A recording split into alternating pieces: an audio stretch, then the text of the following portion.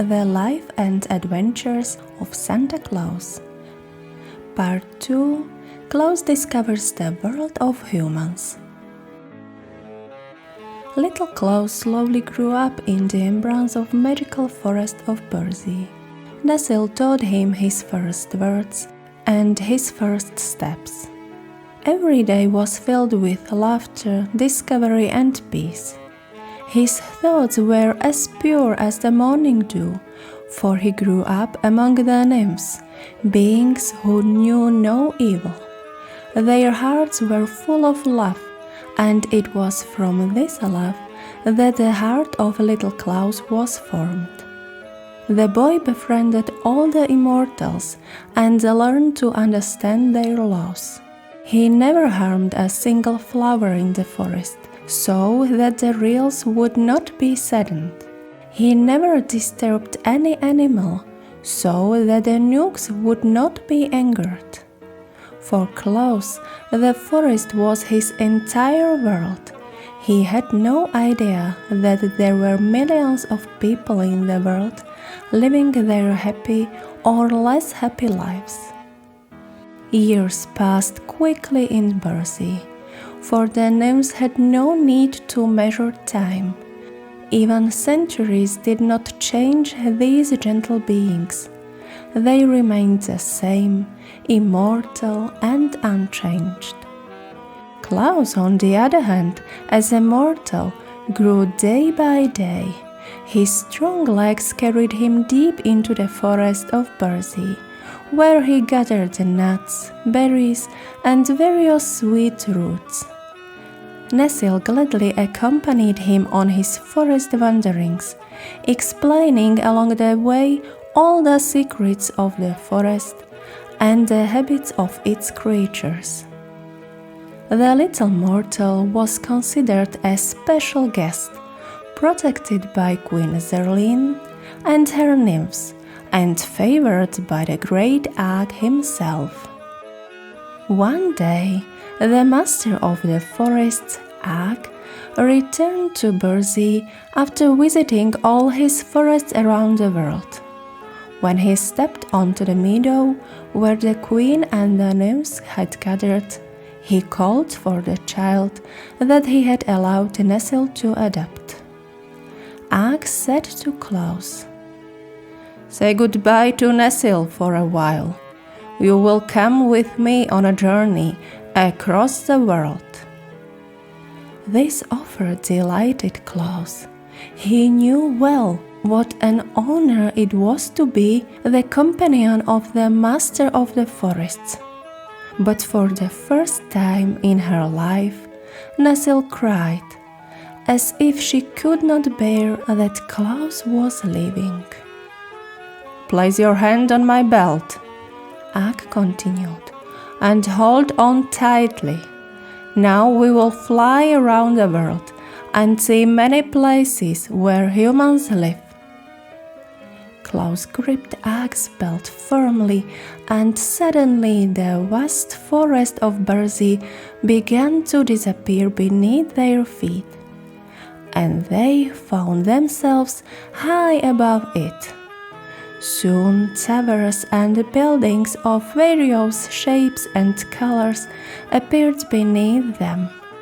It was a human city, and Aak guided Claus through its streets. "As long as you hold tightly to my belt, you will be invisible to all humans. Yet you will see everything clearly yourself. If you let go, you will be separated forever and lose your home in Burzee." The first law of the forest is obedience, and Claus did not even think of disobeying. He held firmly to the belt and remained invisible. With every moment spent in the city, his wonder grew. Claus watched the people around him closely.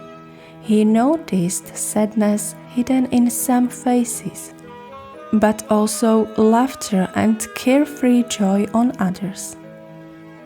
He witnessed kindness, silence, and worry.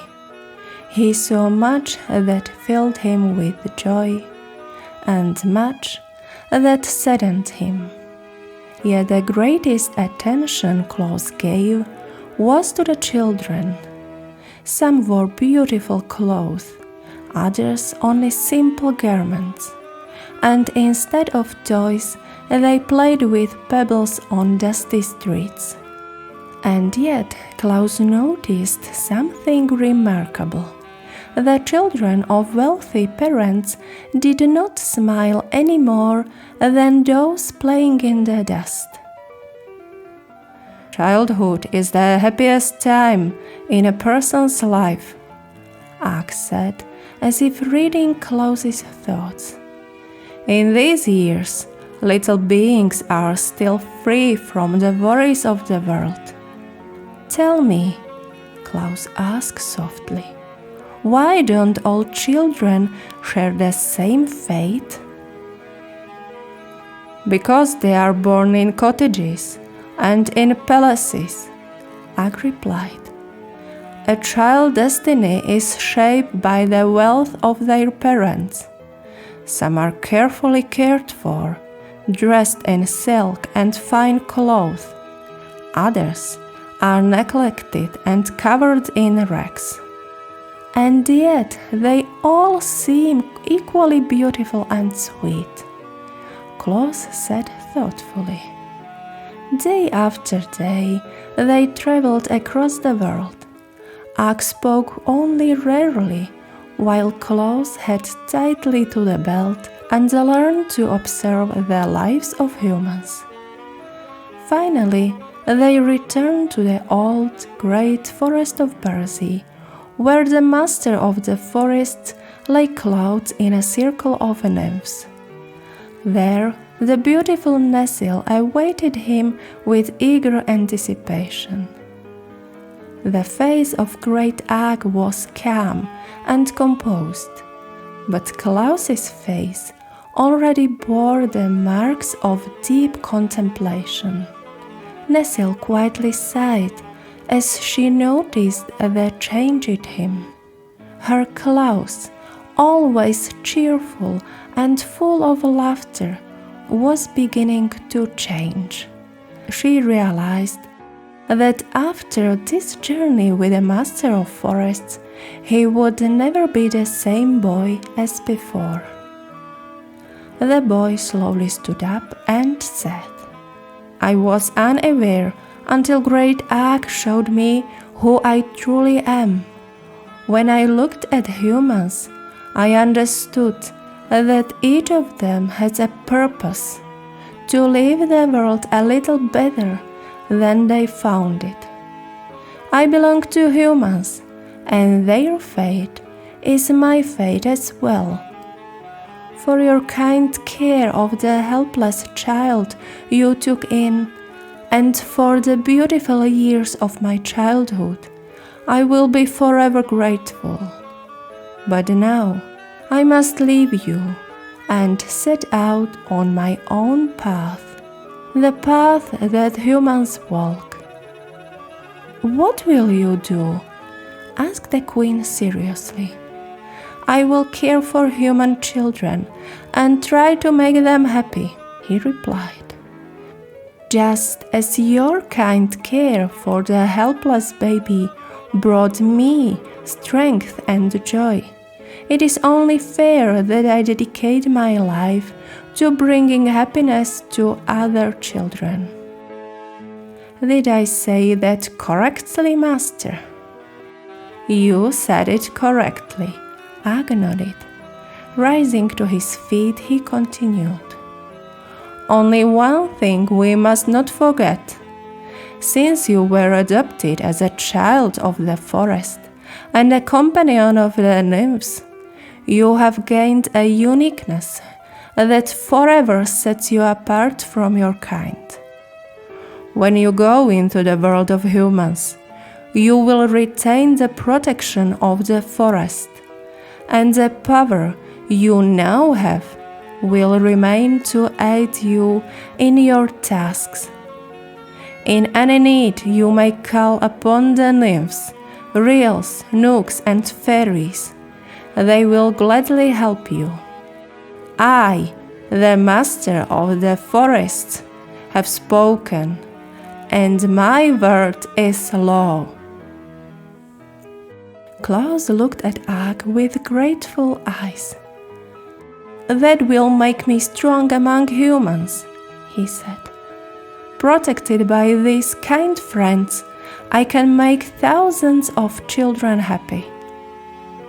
And so, with a heart full of memories of the Forest of Burzee, Claus set out on his journey into the human world.